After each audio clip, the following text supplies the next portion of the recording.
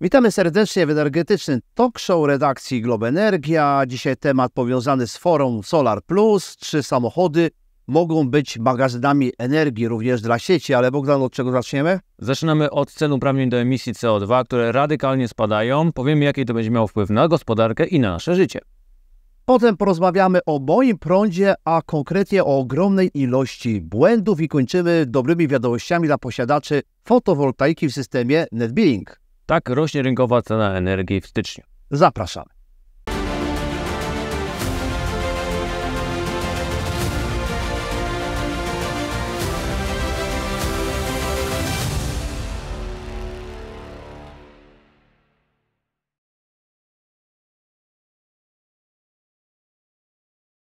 Bogdan, jak się czujesz naładowany pozytywną energią? Nie mówię tylko o energii z OZE, ale odbyły się targi Enek, gdzie było miasto OZE redakcji Globenergia. No tyle osób nas odwiedziło. Słuchajcie, dziękujemy bardzo, że przyszliście na nasze stoisko, ale też serdecznie przepraszamy te osoby, z którymi nie mogliśmy porozmawiać. Był zamot i uwaga, informacja, jeżeli ktoś ma power, chce się z nami porozmawiać, wspierać, zapraszamy, bo też podczas targu Green Power będzie kolejne energetyczne talk show i to, proszę Państwa, z krzesełkami na żywo. Tak. Mi się najbardziej podobały się pomysły na nasze programy, także w ramach warsztatów OZE bardzo wiele ciekawych tematów, tak naprawdę na kilka miesięcy mamy co robić. Tak. Również Forum Ciepła przyniosło ciekawe pomysły. Już się umówiłem, słuchajcie, z jednym z ekspertów. Porozmawiamy o faktach i mitach dotyczących magazynowania energii w cieple, ale też ruszymy temat takiej świętej wojny w branży grzewczej, czyli z buforem czy bez.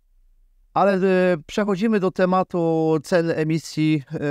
Uprawnień do emisji. Uprawnień do emisji, czyli systemu ETS. Ceny ostro spadają.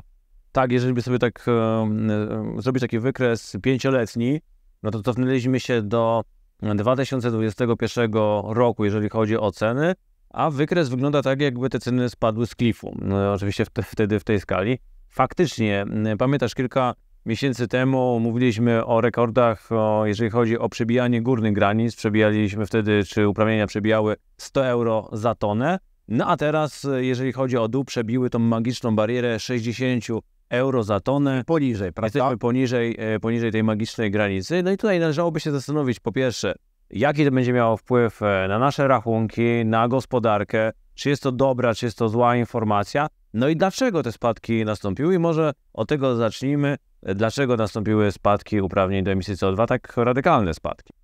No właśnie, trzeba się nad tym zastanowić, ale jakie jeszcze mamy tło gospodarcze? Tło gospodarcze mamy z jednej strony spowolnienie i tło energetyczne mamy takie, że w Europie rośnie potężnie udział odnawialnych źródeł energii, a udział paliw kopalnych maleje w produkcji energii elektrycznej. Tak, że ten pierwszy czynnik, on jest chyba najbardziej negatywny, bo oczywiście te spadające ceny uprawnień mogą cieszyć, jeżeli one by spadały przy rosnącej gospodarce, ale faktycznie one spadają też po części dlatego, że zapotrzebowanie na te uprawnienia spada, bo spada produkcja przemysłowa, która generuje CO2 i ona nie spada dlatego, że te firmy przechodzą na zielone technologie, tylko dlatego, że po prostu mniej produkują. Jeszcze wolumen, prawda? Mniej się w Europie produkuje i dóbr, ale także mniej produkuje się energii elektrycznej ogólnie. W Polsce może tak tego nie widać, ale jak popatrzymy sobie na Europę Zachodnią, która też jednak sporo tej emisji CO2 ma, no to ten spadek produkcji jednak odbija się na mniejsze zapotrzebowanie na uprawnienia do emisji CO2. Czyli to jest po prostu objaw takiego spowolnienia gospodarczego, czy nawet takiego, jak niektórzy mówią, już kryzysu gospodarczego.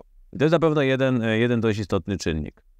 No tak, ale co powiesz na to, że na temat produkcji energii elektrycznej w Europie, bo to jest dla mnie też ciekawe, OZE rośnie 44% i co ciekawe, że gigantyczny wzrost energii z wiatru, bo rekordowe udziały rok 2023 to 55 terawatogodzin.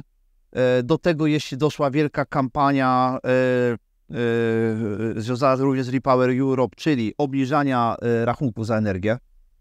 I to dotknąłeś, bo...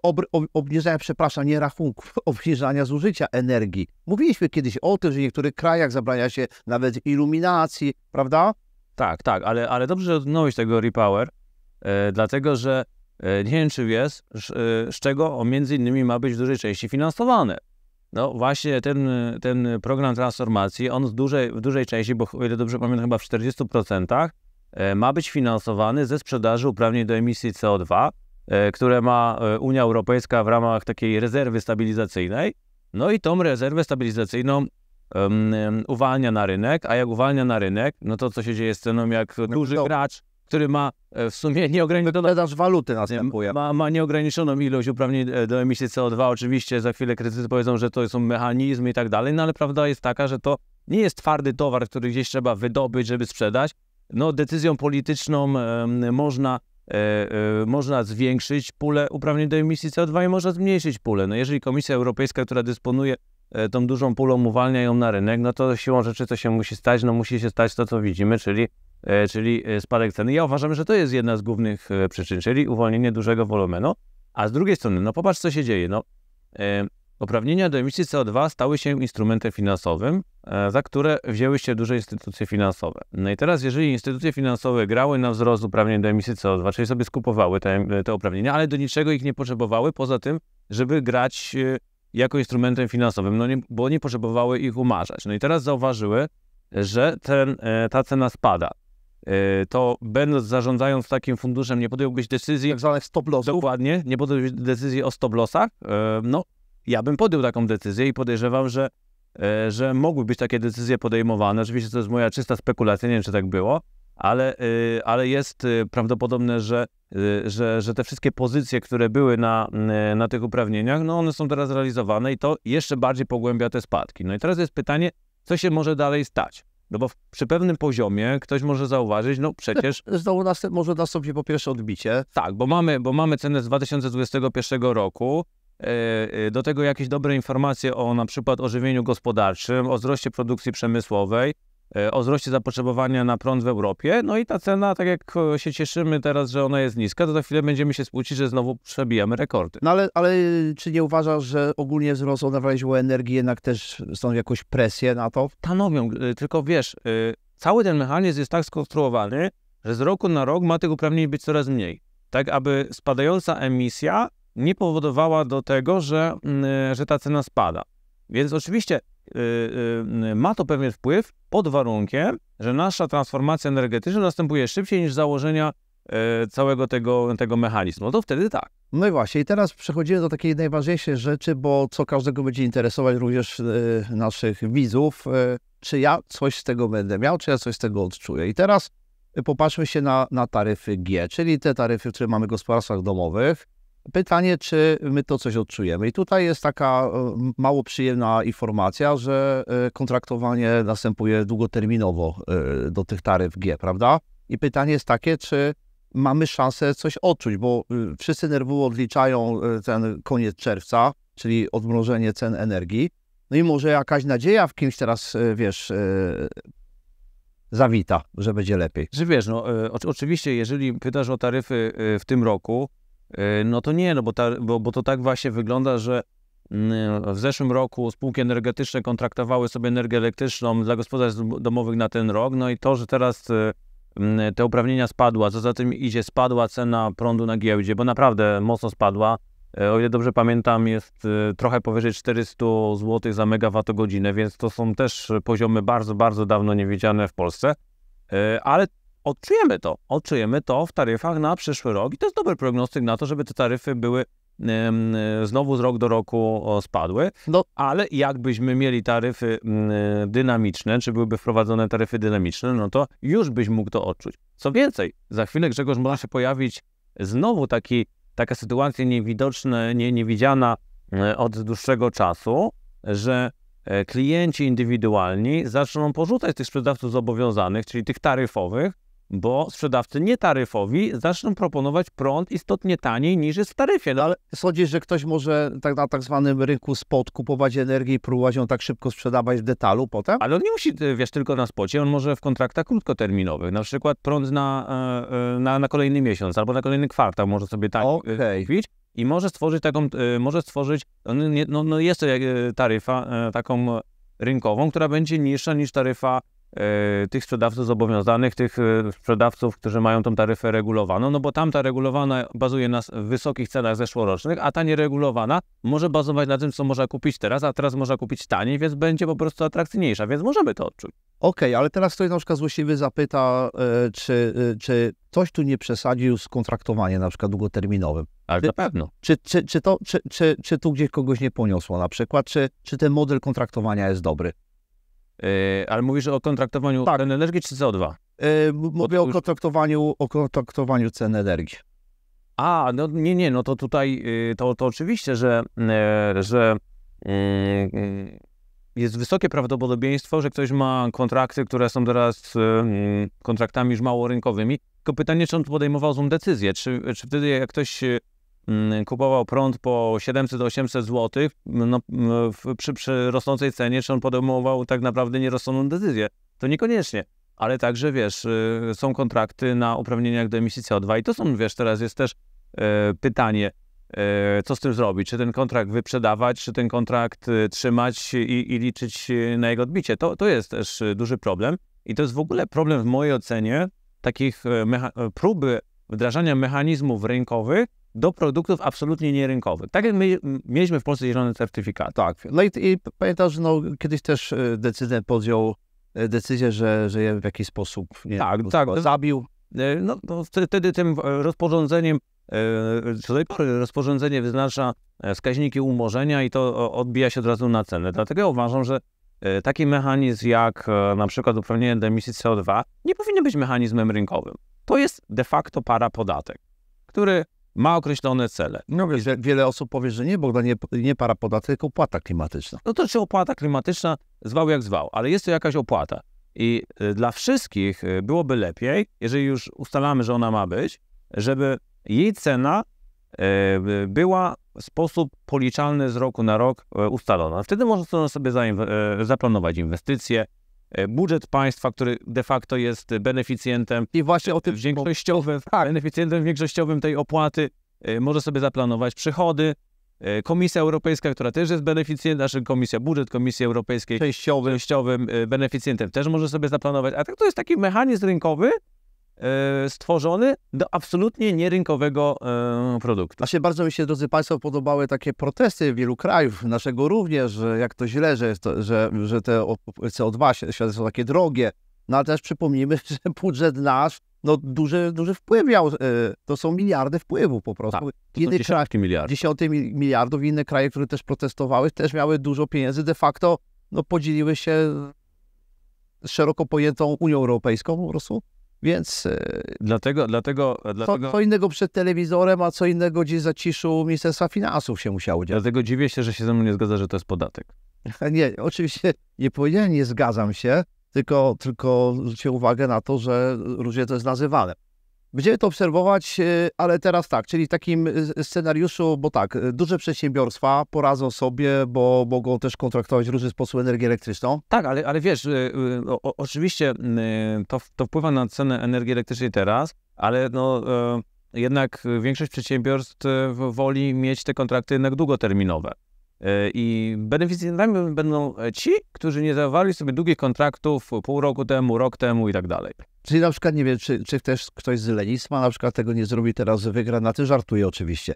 Drodzy Państwo, będziemy obserwować i teraz tylko takie pytanie na koniec, jeśli chodzi o gospodarstwa domowe, bo to tak jest największa część rynku dla nas interesuje, to jest pytanie takie, czy możemy się spodziewać, że wzrostu faktycznych cen energii w drugiej połowie tego roku, bo po odmrożeniu. Wzrost rachunków, tak, ale potem jakaś korekta od stycznia 25 już. Tak, 25, tak. Czyli musimy zagryźć zęby na pół roku prawdopodobnie. Zobaczymy, czy tak będzie, a jak Państwo...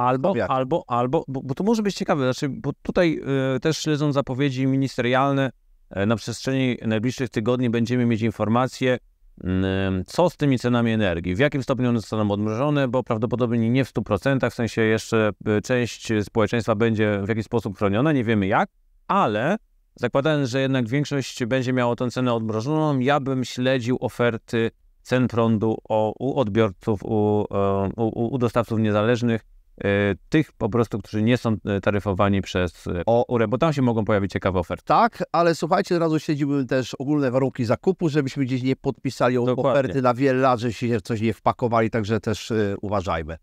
A my uważamy i przechodzimy do kolejnego tematu.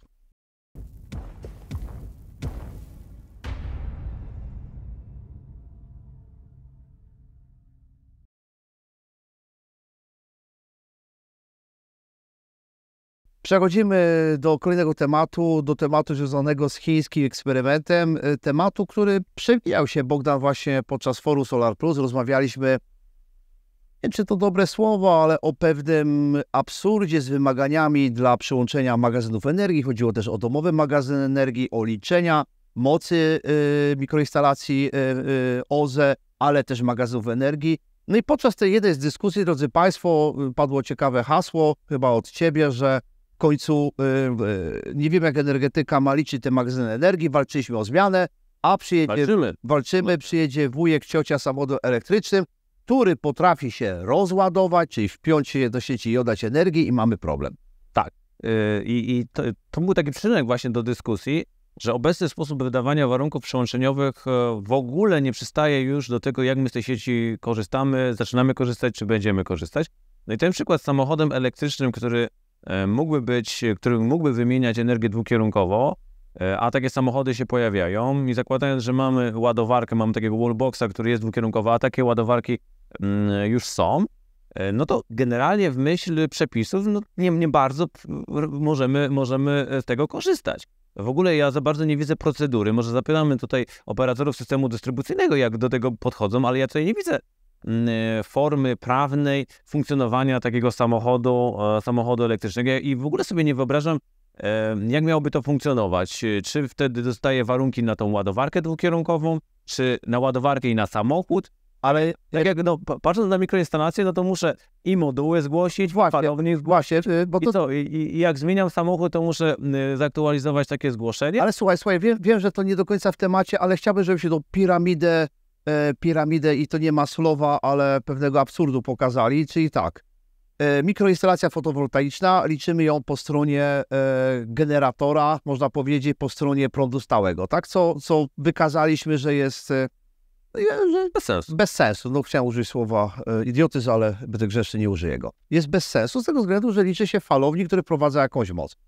Potem zastanawialiśmy się, że przecież symetrycznie korzystamy z mocy umownej, prawda, którą staramy się nie przekroczyć, ale symetrycznie też skorzystamy z wielu urządzeń w domu, prawda? Których nie zgłaszamy, a przekraczają tą moc przed licznikiem sumarycznie.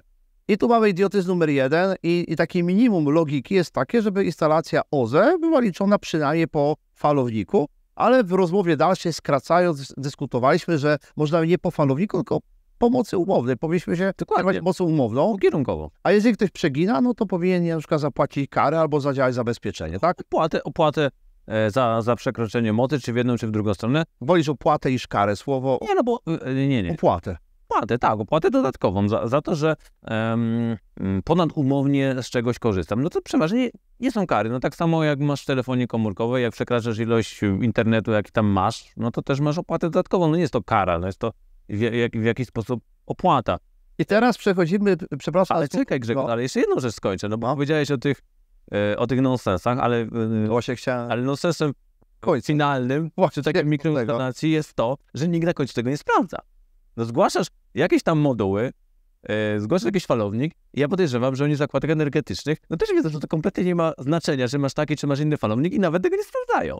Ale wiesz, tylko że ten temat, kończąc ten wątek, no właśnie to jest idiotyczne, bo dla mnie odnawialne źródła energii kojarzą mi się zawsze takim żaglem wielkim, prawda? I to jest nasz generator, to są moduły rozłożone. Jeżeli ktoś chce sobie rozłożyć na wschód, zachód moduły i chce ich więcej, nie wiem, na 20 kW, ale ma falownik dużo mniejszy i przez to produkuje rano i po południu więcej energii, bo tak chce, dlaczego mu tego bronimy? To jest idiotyzm, bo w końcu ogranicza się falownikiem.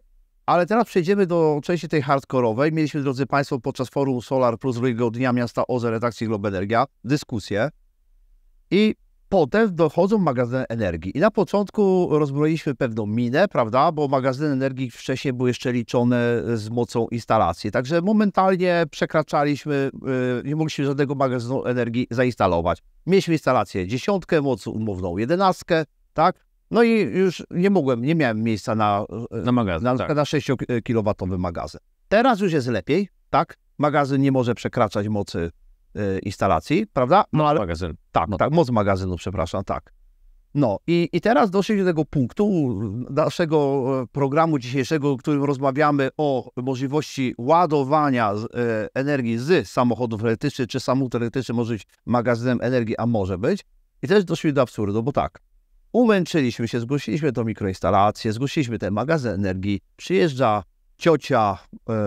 ciocia przyjeżdża z elektrykiem, my mamy tego wallboxa dwukierunkowego i co? Możemy ładować energię, tak? No możemy ładować. Ty się napociłeś, zgłosiłeś swój magazyn, załóżmy, nie wiem, 6 kW, 10 kW, obojętne. No i ty się napociłeś, wszystko zrobiłeś zgodnie, a tu ja przyjeżdżam do ciebie, bach, podłączę mój magazyn energii i wszystko poszło się, przepraszam, paść, tak? Całe zgłoszenie poszło się paść i co z tym zrobić teraz, tak? Ale widzisz, bo ja uważam... Może jakąś deklarację powinien, jak na cele wysłać wcześniej, jakiegoś pita wysłać, że do Bogdana jadę, adres podaję i tam na chwilę. Nie podawaj takich pomysłów, ale słuchaj, bo generalnie przy obecnych rozwoju w ogóle mikroinstalacji i także wymogach unijnych, i tutaj abstrahuję od tego, czy się z tym zgadzamy, czy nie zgadzamy. Skoro przepisy idą w tym kierunku, że za kilka lat każdy nowy budynek ma mieć instalację fotowoltaiczną, no to jakie jest podstawa, żeby teraz wydawać warunki przyłączenia tylko w zakresie poboru energii, a nie wprowadzania? Przecież to jest absurd, że budujesz dom, robisz sobie przyłącze, po czym na drugi dzień, jak cię podepną, zgłaszasz mikroinstalację i wymieniają ci licznik, który ci przed chwilą zamontowali, albo ci go parametryzują. Gdzie za chwilę to będzie, a że to już powoli staje się standardem, że budując budynek masz tą mikroinstalację, ale za chwilę to będzie wymóg. I teraz w mojej ocenie jest to kompletnie nieuzasadnione, żebyś ty z automatu nie dostawał warunków dwukierunkowo. Czy skorzystasz z tego, czy z tego nie skorzystasz, no ale powinieneś takie warunki dodać. Dyskusja jedynie powinna się być prowadzona w oparciu o to, czy zawsze to mają być całkowicie symetryczne, czyli 10 kW poboru, 10 kW wprowadzenia, czy jakąś asymetrię dopuszczamy, większe wprowadzenie, czy mniejszy pobór i tak dalej. I tylko wokół tego, a nie czy to powinno być dwukierunkowe. No Bogdan, podejrzewam, że ktoś się teraz zdenerwował, że dużo energetyki ogląda nasz program, jakie ty masz pomysły rewolucyjne. Ale właśnie, jakie wiesz pomysły rewolucyjne? Na końcu, wiesz, nad tym powinien czuwać zabezpieczenie nadprądowe, czy nawet, wiesz, pełna automatyzacja w zakresie odłączania od sieci tych obiektów, które ponadnormatywnie wprowadzają, czy ponadnormatywnie pobierają. I do tego dochodzi jeszcze ta kategoria tak zwanych tych opłat dodatkowych, jeżeli coś przekraczamy. Ale słuchajcie, drodzy Państwo, bo też wywołaliśmy tą rozmowę, nieco tak odbiegliśmy może od tematu, ale właśnie chcieliśmy pokazać tło dotyczące chińskiego eksperymentu. Jak możecie Państwo na Globe Energii przeczytać, podłączono 50 samochodów. Nie wiem, czy mogę tu markę podać, czy nie możesz podać. Dobra. Tu nie ma żadnego lokowania, żadnej kasy, NIO. To jest taki chiński producent, który trochę takim chyba w segmencie premium próbuje, tak? Patrzymy się na ceny, no to dość wysokie. Firma chyba w Szanghaju 10 lat. 10 lat, tak, 2014 była założona. No i w każdym razie co się stało? 50 samochodów, pół godziny do sieci podłączonych, oddało energii 1000 kWh, czyli mamy 2 MW mocy i wychodzi na 40 kW na samochód. No i teraz, i co się okazuje, że jak ktoś policzy, że na świecie tam jeździ około 250 milionów samochodów elektrycznych, no to w przyszłości możemy mieć, może jeździć, nie jeździ, tylko może jeździć, bo w 2030 roku rzeczywiście tak się planuje, no to rzeczywiście możemy mieć potężną, wielką ilość baterii na kółkach. No i teraz pytanie, jakie samochody muszą kryteria spełniać, żeby, abstrahując z naszych rozmów wcześniejszych, mogły tą oddawać energię z powrotem do sieci, czyli być takim magazynem na kołach. I podejrzewam, że w większości przypadków ta wymiana energii chyba będzie musiała się odbywać prądem stałym. Niekoniecznie, bo wiesz, bo ja sobie wyobrażam to raczej w takim układzie, że masz ładowarkę takiego wallboxa, który jest dwukierunkowy, no i też samochód musi mieć możliwość dwukierunkowej za pomocą swojej ładowarki. I ciężko mi powiedzieć, no po prądzie stałym na pewno byłoby prościej, no bo mniej byłoby konwersji tej energii, ale po prądzie przemiennym też może być, no więcej strat na konwersji. Bardziej jest pytanie, czy stanie się to popularne, czyli ta funkcja vehicle to grid stanie się popularna, bo na razie no na palcach pewnie jednej ręki można byłoby policzyć samochody, które... Słuchaj, ja próbowałem policzyć i znalazłem tak, to też nie reklamuję, ani nie zachęcam nikogo. Znalazłem Nissan Leaf, potem drugi Nissan, Mitsubishi, 2 modele, Peugeot i Citroën, również Ford planuje i Hyundai. O, to planowanie to jest dużo, bo nawet Volkswagen też... No... Także trochę tutaj, trochę tego się tutaj dzieje. Także widać, że firmy się do tego są podłączyć, ale nie ukrywam, że zrobiło na mnie wrażenie, może to tylko pół godziny, ale słuchaj, jest jakiś parking pod Tesco i nagle 50 samochodów, 2 megawaty stoi. 2 megawaty. 50 samochodów tylko. 50 samochodów, 2 megawaty. Znaczy, wiesz, że jak my sobie wyobrazimy, że w Polsce kiedyś będzie 1 000 000 samochodów elektrycznych, co prawda już dawno miało być, ale załóżmy, że na przestrzeni kilku lat będzie te 1 000 000 samochodów elektrycznych, to są jakieś gigawatogodziny jeżdżące na kółkach i teraz tak, ten 1 000 000 samochodów elektrycznych może robić problemy sieci, ale może także mocno tą sieć wspierać. To wszystko zależy, jak do tego podejdziemy.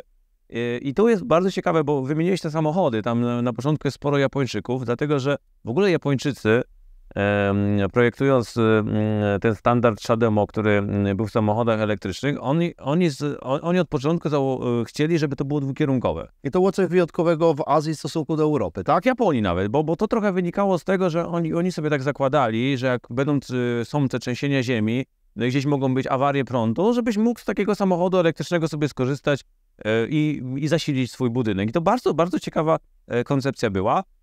W Europie to porzucono, więc tutaj na razie brakuje ujednolicenia tego standardu i komunikacyjnego, i wymiany energii, ale nad tym się pracuje i ja bym chciał, żebyśmy w Polsce nie wdrażali czegoś, jak już wszyscy dookoła mają i połowa osób nie do końca legalnie zaczyna z tego korzystać, no my wtedy pracujemy nad tym, jak to dać do polskiego prawa. Raczej bym chciał, że jeżeli pojawia się bardzo ciekawe rozwiązanie, uważam, że to jest bardzo ciekawe rozwiązanie, bardzo ciekawa funkcjonalność na horyzoncie, no to bądźmy tymi pionierami i my to wdrażajmy, bo ja w ogóle, wiesz, uważam, że samochód elektryczny można trochę do telefonu komórkowego porównać. Jak wchodziły smartfony, no to też one były na początku szeroko krytykowane. No bo przecież telefon to co? Ma dzwonić, ewentualnie SMS-ować. A teraz jest wielu użytkowników, którzy praktycznie nie dzwonią w tradycyjny sposób, no bo jak już dzwonią, to przez jakiś komunikator, nie mówiąc już, że moje dzieci nie wiedzą, co to SMS. W ogóle tych funkcjonalności nie potrzebują. I tak samo z samochodami elektrycznymi może być, że nie będzie to tylko pojazd do przemieszczania się, ale będzie to urządzenie, które ma wiele innych funkcjonalności. Patrząc na statystyki, a już patrząc na statystyki, gdzie są 2 samochody w domu, no to jeden to często 95% czasu stoi i czeka, jak jest potrzebny. Czy wtedy nie można go wykorzystać jako taki magazyn energii, który zarabia? Czy częściowo spłaca ratę leasingu za to, że tak udostępnia pojemność swojej baterii, której w 90% nie potrzebujemy codziennie. Tak, i takie plany są. Pamiętam, że jak rozmawialiśmy o takiej specjalnej taryfie dla posiadaczy magazynów energii Wielkiej Brytanii, że też jak byliśmy teraz podczas targów ENERGS, rozmawialiśmy z szefami stowarzyszeń fotowoltaicznych z innych krajów i oni podali przykłady właśnie, że w ich krajach są takie możliwości, że na życzenie możesz rozładować magazyn dla operatora i za to masz pieniądze. I tak samo za to możesz mieć na przykład pieniądze z samochodu elektrycznego. Też, proszę Państwa, tu też chciałbym, żebyśmy rzucili okiem, taka też jest grafika jednej ze stron, gdzie jest aplikacja właśnie do takich systemów właśnie ładowania, rozładowania samochodów, czyli magazynów energii. No i też tam przewiduje się pewne użyteczności, bo tak, z jednej strony musimy być gotowi na to, fajnie, żebyśmy gotowi na to, żebyśmy oddali tą energię za pieniądze, bo No tak, to musi być za pieniądze. Tak. Znaczy to... Ale tak, ale za gotowość. I nie tylko ale okej, ale to nie tylko są przecież energię ze sprzedać. Sorry, nie po to załadowałem przed chwilą, żebym ją sprzedał. Ekstra kasę za to muszę dostać. Ale też jak na przykład na tej aplikacji widać, tam też na przykład w tych użytecznościach będziesz mógł sobie zaplanować, że uwaga, mój samochód musi być gotowy do jazdy albo nie. No i na przykład załóżmy tutaj widzimy na screenie, samochód oddaje, na przykład zablokowane na tym screenie widzę 70%, nie puszczę ci, nie oddam ci tej energii, ale 30% mogę wypuścić do sieci.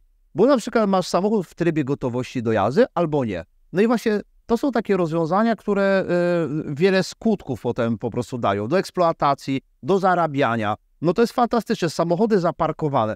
Mówiliście wcześniej o 50 samochodach. No wyobraźmy sobie osiedla domków jednorodzinnych, nie? No, co to jest 50 samochodów? Mamy tam megawaty mocy dyspozycyjnej i może lepiej te pieniądze, taki rynek mocy kiedyś uruchomić. Ktoś powie, okej, za mało, ale jeżeli nas będzie dużo, możemy się umówić, że szczególnie w takich godzinach typowych, kiedy samochody parkują pod domem, mamy takie typowe godziny i w rozkładzie statystycznym możemy to znaleźć.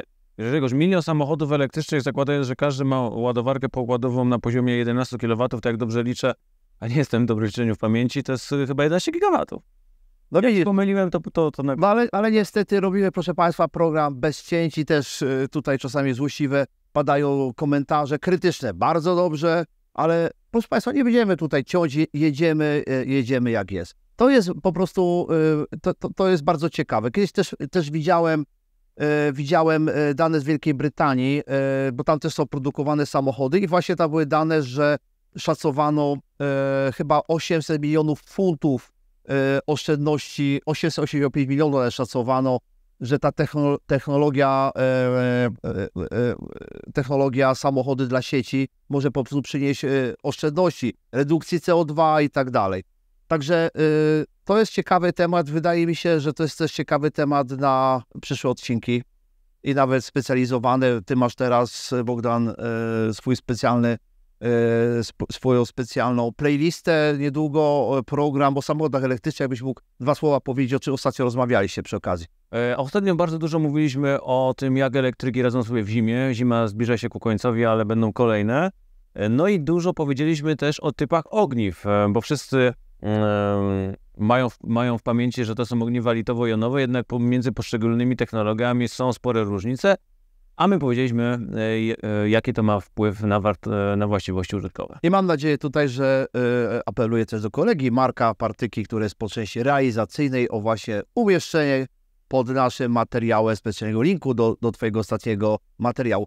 Ale jeszcze jedna rzecz, bo jak tak popatrzyłem się na te szacunki brytyjskie, te 885 milionów dla systemu energetycznego oszczędności, 885 milionów funtów, to też popatrzmy się na to, że nie rozmawiamy tylko o samochodach osobowych, małych dostawczakach, tam są znacznie większe moce tych magazynów energii. Tak, a mówi się o ciężarówkach i tak dalej. Choć akurat tutaj uważam, że najwięcej właśnie będziemy mogli zyskać z samochodów osobowych, bo samochody używane w biznesie to są bardzo często samochody, które muszą cały czas jeździć. Z kolei samochody osobowe bardzo często są kupowane po to, żeby niekoniecznie być codziennie eksploatowanym. I tutaj ja uważam, że ten potencjał jest dużo większy, szczególnie, że jak też pamiętam statystyki, to obecnie typowy użytkownik samochodu elektrycznego codziennie potrzebuje tylko około 20% pojemności baterii. No bo przeważnie jeździ do pracy i z powrotem. Z kolei tą pełną pojemność potrzebuje wtedy, kiedy jeździ na trasę i to czasami można bardzo często zaplanować. Dlatego na tym przykładzie, co wcześniej pokazałem, tam widzisz, była gotowość na 70%, ale właśnie tak mi się wydaje, że ten gotowy do jazdy... Ja sobie, wiesz, wyobrażam taką sytuację, że masz aplikację, przychodzi takie powiadomienie, tam sieć płaci 5 zł za kilowatogodzinę. Jedziesz na grzyby, zatrzymujesz się, rodzinę wyrzuca, grzyby zbieramy gdzieś na nawet nie, polu. Nawet nie, a ty decydujesz, dobra, rozładuj do końca, przejdę się pieszo. Na przykład. Hipotetycznie oczywiście. Ale widzicie, drodzy Państwo, że do czego to wszystko zmierza. Mówiliśmy o taryfach dynamicznych i tutaj też będą jakieś wymiany energii dynamiczne, Ale zgodzi się ze mną, że w skali kraju to jednak, pomimo że to są rozproszone produkcja energii, konsumpcja, jednak można to prognozować, można się do tego przygotować i można z tego skorzystać. Bardzo mi się podoba idea i w ogóle jak zakładaliśmy jeszcze Globenergię, że ta energia wytworzona lokalnie, ona jeszcze krąży w tej sieci lokalnej. I to jest fantastyczne, bo mówiliśmy wcześniej o magazynach energii, a tu jeszcze mamy mobilne magazyny energii. Także temat uważam za rozwojowy.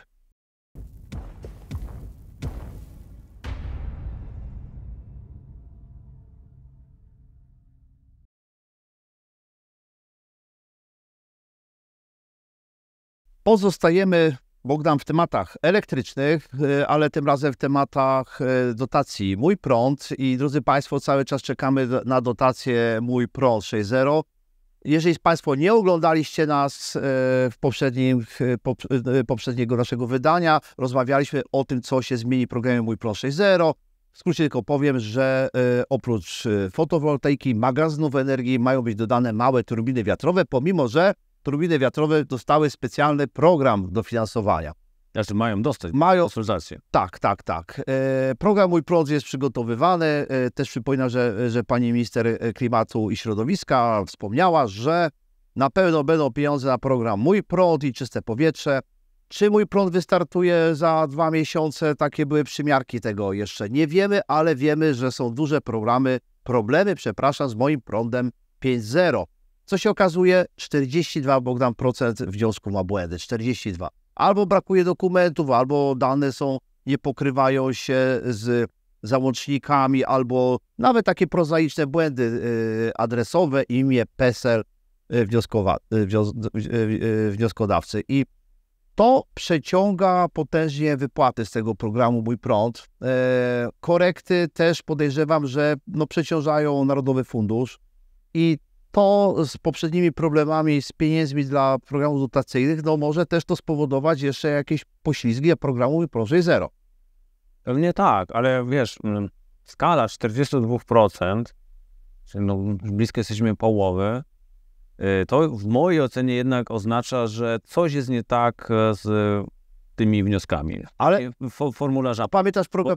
Ja aplikowałem na samym początku, było bardzo proste i w ogóle powinniśmy dać złoty medal za Mój Prąd. Jak, drodzy Państwo, krytykujemy tą złotą farelkę, rozdajemy. Słuchajcie, w ogóle musimy wymyślić, bo mamy złośliwą, drodzy Państwo, złotą farelkę za bzdury energetyczne, którą czasami przyznajemy. A słuchajcie, ale jaki mamy odpowiednik czegoś, co możemy pochwalić, prawda? Bo ja uważam, że prostota programu Mój Prąd to nadaje się na jakąś nagrodę, tylko, wiesz, mam złotą farelkę w redakcji, widzisz, zaczęliśmy od złośliwej nagrody, ale co, drodzy Państwo, może być tym pozytywem, złoty pozytyw.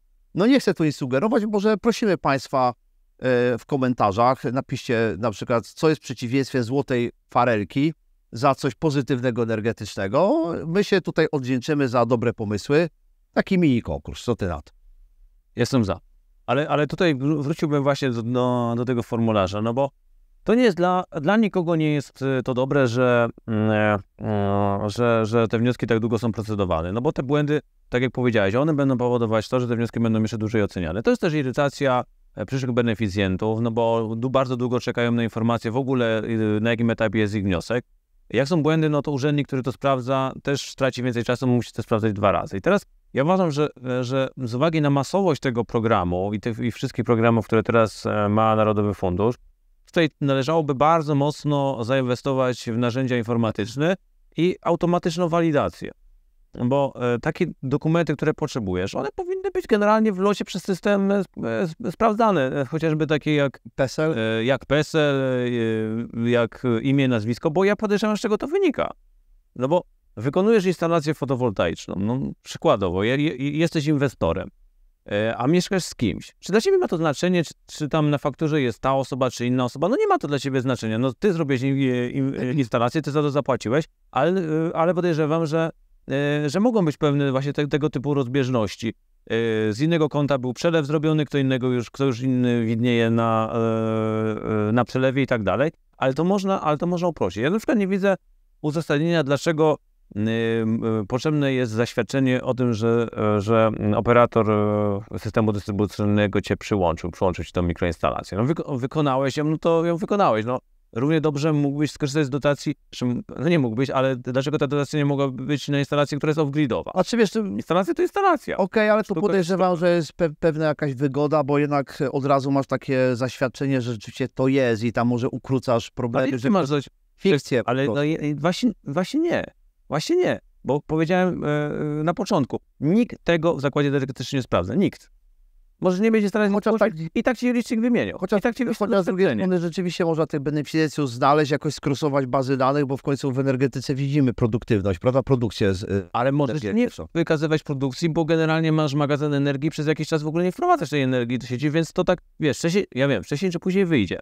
Ale w momencie, bo to nie jest tak, że, dobra, jeżeli na przykład praktyka byłaby taka, że pracownik zakładu energetycznego, zanim wymieni licznik, sprawdza wszystko, czy tam się zgadza, czy to jest ten moduł, czy to jest ten falownik, no to okej, to miałoby sens. Ale oni przyjeżdżają, wymieniają licznik i też im do tego pracy dokłada, bo wysyłają ci zaświadczenie na bazie czego? Na bazie twojego zgłoszenia, czy dokładnie tego samego, co tam wypełniłeś. Tak, słuchajcie, no czekałem mocno na zaświadczenie, ale tutaj też może niektóre osoby robiły błędy, bo każdy w nerwach chciał złożyć wniosek, bo czy pieniędzy po prostu.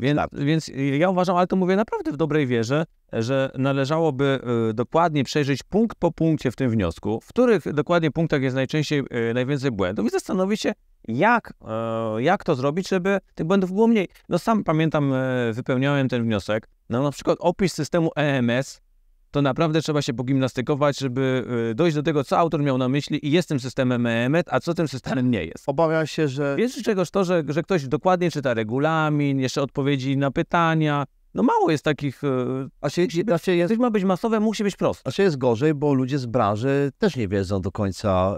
Tak, bo jakie są kryteria? Tak, bo programem 4A5 zmieniła się definicja i faktycznie, bo w 4, o ile dobrze pamiętam, tam na przykład falownik hybrydowy jako system EMS był akceptowalny, a w 5 już nie był akceptowalny, więc to już od razu masa błędów, no bo ktoś wykonuje tę instalację, zakładał, że program jest praktycznie taki sam, więc... I tak, ale tu niepotrzebnie to skomplikowano.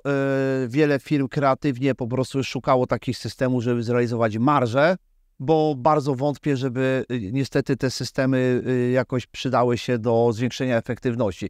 Rozumiem, że twórca tego regulaminu miał dobre intencje, bo chciał, żeby tą energią w budynku lepiej zarządzać, ale obawiam się, że w praktyce skończyło się na tym, że mogę dostać dotację i firma starała się coś zamontować po prostu pod dotację niestety. W tym przypadku, tym bardziej, że falowniki obecnie wiele tych funkcji spełniają, prawda? Tak, znaczy no falownik, a tak naprawdę oprogramowanie tego falownika, bo to musi być integralna część, może pełnić też funkcję systemu zarządzania energią.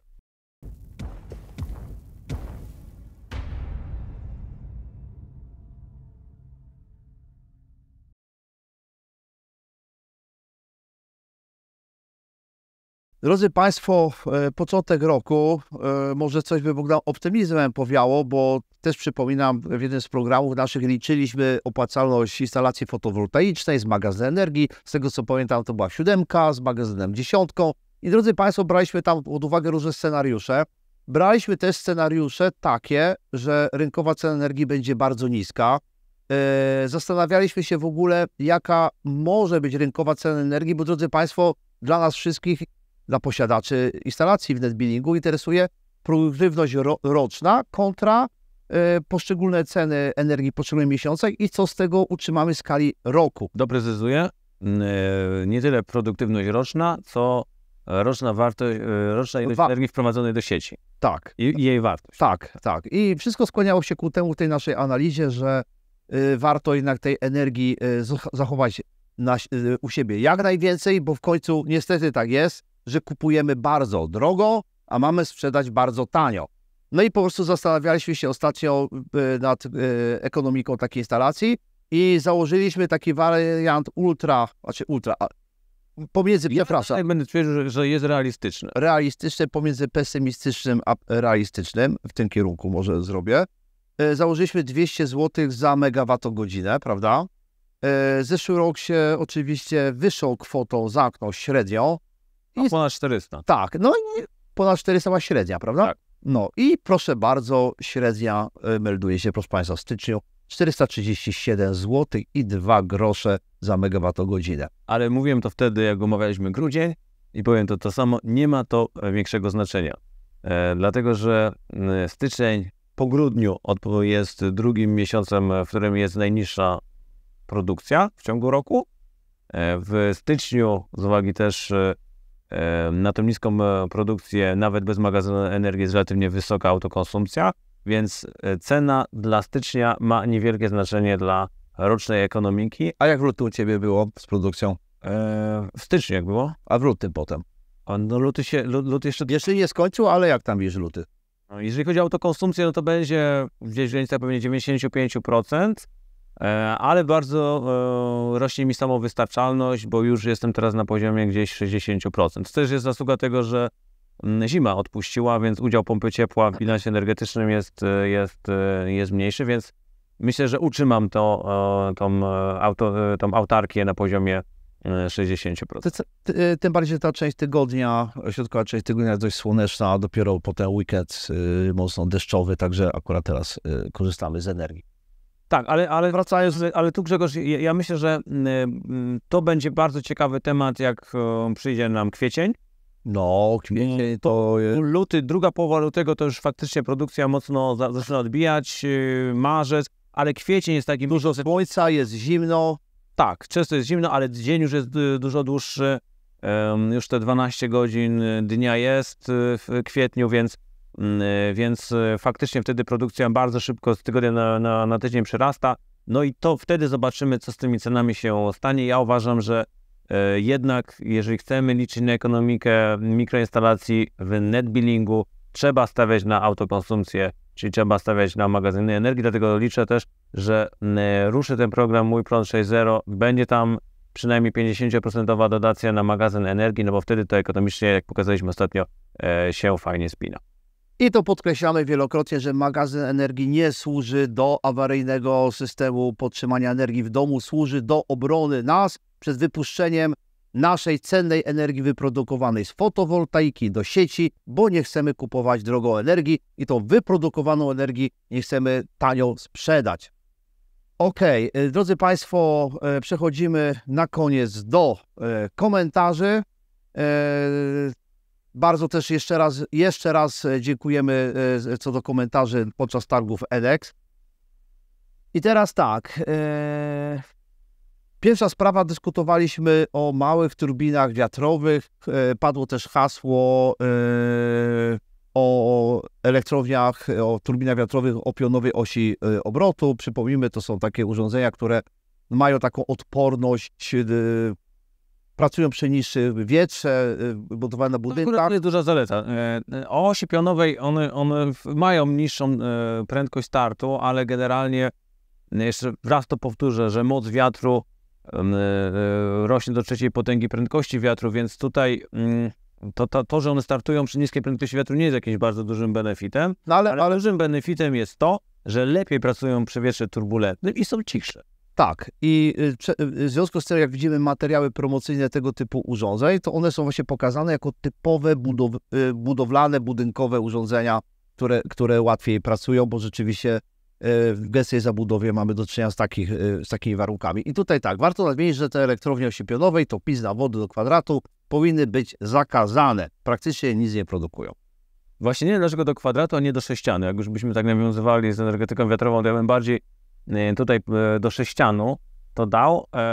Nie wiem, czy nasz widz mówi z własnego doświadczenia, czy z własnych obserwacji, ale ja na pewno z jednym się nie zgodzę. Nie zgodzę się z tym, żeby jakby wszystkie technologie turbin o osi pionowej wrzucać do jednego worka, że to PiS. Nie wiem, może faktycznie nasz widz ma negatywne doświadczenia z jakimś modelem, ale tych modeli jest naprawdę mnóstwo. To nie jest jakby jedna technologia. Jest tych technologii i rozwiązań bardzo dużo. I ja się zgadzam. Oczywiście statystycznie tego typu turbiny mają niższą sprawność, ale tutaj rozdźwięk sprawnościowy jest naprawdę olbrzymi między poszczególnymi technologiami. Jasne. Kolejny temat właśnie jest taki jeszcze przepraszam, do energetyki wiatrowej. Też, drodzy Państwo, już widzę zalew ogłoszeń różnych grup sprzedażowych, dotacyjnych. Jeszcze nie ma tej dotacji, już chodzi od domu do domu. Słuchajcie, przypominamy jako redakcja Globo Energia, pomiaru wiatru nie potrafi zrobić handlowiec, potrafi zrobić szczególnie tego dronem albo innymi urządzeniami, czy na przykład smartfonem. Tego nie potrafi. Domowe wieczności mają bardzo niską rozdzielczość, a do tego jeszcze dochodzą to, co mówiliśmy bardzo szeroko w tym odcinku, kwestie lokalizacyjne, czyli szorstkość terenu, jaki jest tam przepływ wiatru. To naprawdę nie jest taka prosta sprawa. I ja podejrzewam, że jeżeli komuś w danym miejscu źle pracuje turbina o osi pionowej, to z dużą dozą prawdopodobieństwa o osi poziomej będzie tak samo, albo jeszcze gorzej. I słuchajcie, drodzy Państwo, przypominamy po raz setny, tysięczny. Nie podpisujemy umowy z firmą, która handlowcem przyszedł do nas tego dnia. Nie ma promocji dnia, nie podpisujemy umowy, konsultujmy, zbierajmy umowę z wielu miejsc. Przy energetyce wiatrowej musicie uważać. Podczas naszego forum Solar Plus kilka osób się zgłosiło, dostało nas nagrody. Za co? Bo powiedzieli, że chcą małą turbinę wiatrową, ale montują co? stację meteo. Stację meteo, inaczej nie da rady, także zapomnijcie, że handlowiec wam smartfonem zmierzy ten wiatr. Kolejny temat dotyczący opodatkowania ETS. Ktoś tutaj podał w cudzysłowie cytat, że są pomysły, by opodatkować ETS paliwa kopalne. To i przypomina, to nie pomysły. ETS 2 ma wejść w życie za niespełna 3 lata, czyli w roku 2027. Dlaczego rozmawialiśmy o ETS 2? Mówiliśmy o wyborze systemu grzewczego, podawaliśmy pompy ciepła, podawaliśmy to, że o ile niektóre, na przykład kocioł na paliwo gazowe, bardzo dobre rozwiązanie w wielu miejscach, też trzeba wziąć pod uwagę, planując w 10-letniej skali, że niektóre, że koszty ogrzewania, koszty nośników mogą się zmienić, a ten system ETS 2 w długim okresie czasu tak, o ile dobrze pamiętam, nie ma chyba jeszcze twardej daty wejścia ETS 2, ale faktycznie te 3 lata jest jak najbardziej prawdopodobne i my to mówimy tylko właśnie w takim kontekście, żeby nie decydować przy wyborze źródła, które ma działać 10-15 lat pod wpływem tego, że teraz coś jest drogie albo teraz coś jest tanie. Właśnie trzeba popatrzeć to, co mówisz, Grzegorz, w tym szerszym horyzoncie. Czy to, że teraz ceny gazu spadają, one też mocno spadają, czy faktycznie daje mi to duże dozę prawdopodobieństwa, że to ogrzewanie gazowe na przestrzeni 10 lat będzie faktycznie tańsze od ogrzewania pompą ciepła? Bo pewnie nie będzie. No właśnie, ale w każdym razie najważniejsze jest to, że trzeba się kierować właśnie tym horyzontem wieloletnim i na to zwrócić uwagę. Tutaj jest pytanie dotyczące dofinansowania pompy ciepła. Tak bardzo akcentowaliście, żeby wyrzucić je z programu Mój Prąd, że stało się to faktem, ale co dalej z nami? Okej, poukładajmy temat z pompami ciepła. Po pierwsze, nigdy nie akcentujemy, żeby pompy ciepła coś straciły, bo w końcu, sorry, ale Globenergia opiera się właśnie na temacie pomp ciepła, fotowoltaiki, tego OZE budynkowego i mega popieramy. My tylko rozmawialiśmy w programach i rzeczywiście postulujemy, by dotacje były tematyczne. Technika grzewcza poszła do dotacji do techniki grzewczej, a elektroenergetyka, czyli fotowoltaika, chemiczne magazyny energii, żeby znalazły się w dotacji elektroenergetycznej, ale nie żeby komuś skasować. I tutaj przy okazji przypomnę, że na przykład do Nowych Dolów jest cały czas program Moje Ciepło i możecie Państwo z niego korzystać, a jak wymieniacie kopciucha, mamy program Czyste Powietrze. A co będzie dalej? Zobaczymy, bo programu Mój Prąd jeszcze nie widzimy, jeszcze prace nad opracowaniem tego regulaminu trwają. To ja może tę twoją długą wypowiedź skonkluduję. Naszym postulatem nie było wyrzucić, a przenieść. Przesunąć w inne miejsce. Uwaga, panowie, bardzo istotnym problemem jest powierzchnia użytkowa. Chodzi o systemy grzewcze, które nijak ma do zapotrzebowania na ciepło. Można mieszkać w domu o powierzchni 100 metrów, a całkowitej 250 oraz 130 m2 powierzchni użytkowej, całkowicie 180. Okej, generalnie tam jeszcze mamy więcej aspektów, bo mamy przeszklenia, wysokość pomieszczeń, kubatura i tak dalej. Rzeczywiście w publikacjach przyjmuje się pewne skrótowe dane. Podaje się przy tym na przykład, że dom przy jakich warunkach technicznych ubudowany, czyli to daje jakiś obraz dotyczący Dlatego domu. ja bardzo często posługuję się powierzchnią ogrzewaną. Bo to jest, ja wiem, do czego nawiązuje nasz widz. On nawiązuje do tego, że wyznaczanie powierzchni użytkowej wynika z pewnego wzoru, jak po prostu to liczysz, nie? Że tam jak masz sufity na pewnym poziomie, to liczysz przez pół, no ale faktycznie trzeba ogrzać praktycznie jak całość. Czy jakby ilość energii jakby nie jest tutaj proporcjonalna do tego, ile zostało ci to odliczone z uwagi na to, że masz skosy. I to racja, dlatego tak jak mówię, dobrze się posługiwać powierzchnią ogrzewaną, bo na przykład masz czasami w budynku pomieszczenia, których nie ogrzewasz, albo nie ogrzewasz do zadanej temperatury, na przykład garaż... Na przykład u mnie w domu mam, nie wiem, z 15 stopni tam w pomieszczeniu gospodarczym, mam garaż, ale... Ja mam na przykład spiżarkę, co prawda nie jest dużej powierzchni, ale też jest pytanie, nieogrzewana. Jest nieogrzewana, ale dobra, jest nieogrzewana, ale czy ją ogrzewasz? Ogrzewamy. No właśnie, jest nieogrzewane. Właśnie to jest ciekawe, że coś nieogrzewane ogrzewamy, prawda? Bo skąd się to ciepło wzięło. I też można czasami się pogubić, bo pomyśleć, kurczę, ile z energii zużyłem, mam tylko 120 metrów, ale zapomniałem, że tam gdzieś na przykład 16 stopni jest na 70 metrach kwadratowych. Okej, kolejna sprawa, uwaga, to jest ciekawe. Witam, spotkałem się tym, że energetyka policzyła na fakturze opłatę za moc bierną w taryfie G, czyli w taryfie dla domów jednorodzinnych. Właściciel fotowoltaiki magazynów energii. Może jakieś info, czy to będzie norma dla taryf G? I właśnie tutaj zaskoczenie, bo ja się z tym jakoś za często nie spotkałem, żeby dostać taką opłatę. W mojej ocenie nie ma tu za bardzo podstawy prawnej, żeby naliczać w taryfie G opłatę za moc bierną. Ja bym złożył reklamację na to, ale akurat tutaj nie uważam, że w ogóle jakakolwiek odpłatność za moc bierną w taryfie AG to byłby zły pomysł. To trochę brak tej odpłatności wynikało z tego, że jak były stare liczniki, które tego nie mierzyły, no to jakby nie było za bardzo podstaw. Wtedy byłoby tak, że jednym by liczyli, drugim by nie liczyli tej opłaty za moc bierną, bo faktem jest, i dlaczego mówię, że nie byłoby to najgorszym pomysłem? Dlatego, że generalnie my i tak płacimy za tą moc bierną, tylko ryczałtowo wszyscy, bo to jest liczone w taryfie jako strata.